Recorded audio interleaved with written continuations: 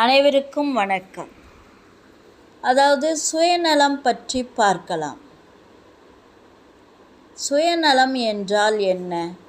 அனைவருக்குமே பெரும்பாலும் தெரிந்த விளக்கம்தான்.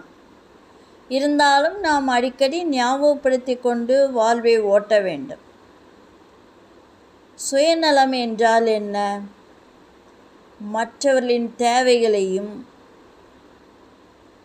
நலன்களையும் கருத்தில் கொள்ளாமல் ஒரு தனிநபரின் நலன், இன்பம் மற்றும் பலவிதமான ஆதாயத்திற்காக மட்டுமே செயல்படுபவர்கள். இவர்கள் சுயநலவாதிகள். இது தன்னலமற்ற செயலாகும். ஒரு செயலாகும். தன் தனிப்பட்ட நலன்களுக்காகவே வாழ்வர். தன்னுடைய தனிப்பட்ட நலன்களுக்காக மற்றவர்களை புறக்கணிப்பது, மற்றவர்களுடைய பேச்சை ஒதுக்குவது அல்லது அவர்களின் இழப்பிற்கு கூட தயங்காது இருப்பதாகும். இதுதான் சுயநலம். சுயநலவாதிகள் நீடூடி மகிழ்ச்சியாக வாழ்ந்த சரித்திரம் இல்லை. தன் நலனுக்காகவே முக்கியத்துவம் கொடுத்து வாழ்வதுதான் சுயநலம். தன் நலனுக்காகவே முக்கியத்துவம் கொடுத்து வாழ்வதுதான் சுயநலம். தனிப்பட்ட லாபம், தனிப்பட்ட திருப்தி இவற்றை மட்டுமே நோக்கமாக கொண்டு வாழ்வதுதான் சுயநலம். மற்றவர்களின் தேவை, அவர்களினுடைய விருப்பம், அவர்களுடைய தாக்கம் என்ன, இவற்றையெல்லாம் கருத்தில் கொள்ளாது வாழ்வதாகும்.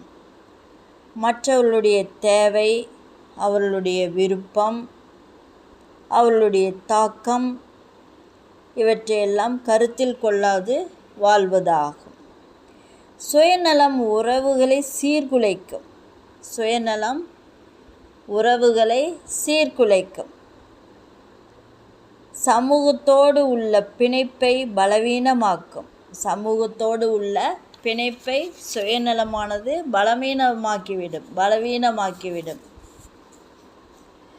அதாவது சுயநலத்தை நாம் சுருக்கமாக சொல்ல வேண்டுமானால், சுயநலம் என்பது ஒருவர் சொந்த நன்மைக்காக செயல்படும் போது மற்றவர்களின் உணர்வுகளையோ அல்லது நலன்களையோ கருத்தில் கொள்ளாமல் வாழ்வதாகும்.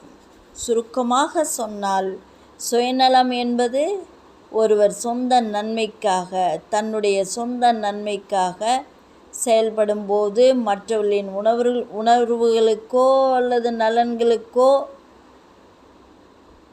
எந்தவிதமான கருத்துகளையும் கொள்ளாமல் வாழ்வதாகும். நமக்கு தோல்விகள் ஏற்பட்டாலோ,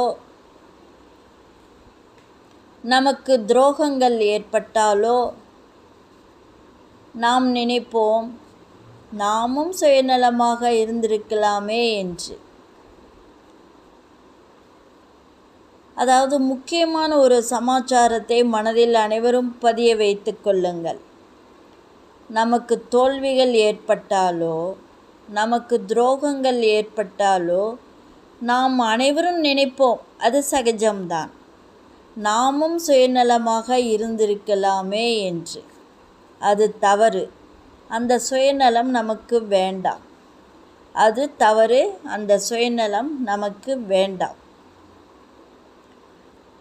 சுயநலமானது ஒரு வட்டத்திற்குள்ளே இருக்கும். சுயநலமானது ஒரு வட்டத்திற்குள்ளேயே இருக்கும்.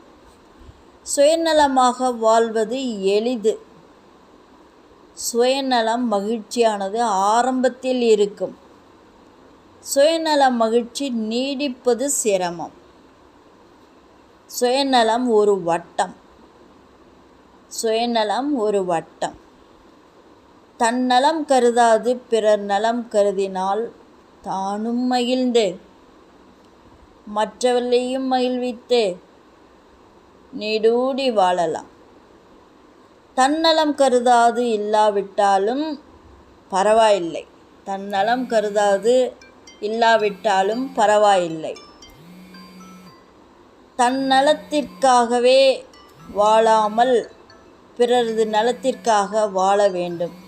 இப்படி ஒரு செயலை குறிக்கோளாக கொண்டால் நாம் மகிழ்ச்சியாக வாழலாம், மற்றவர்களையும் வாழ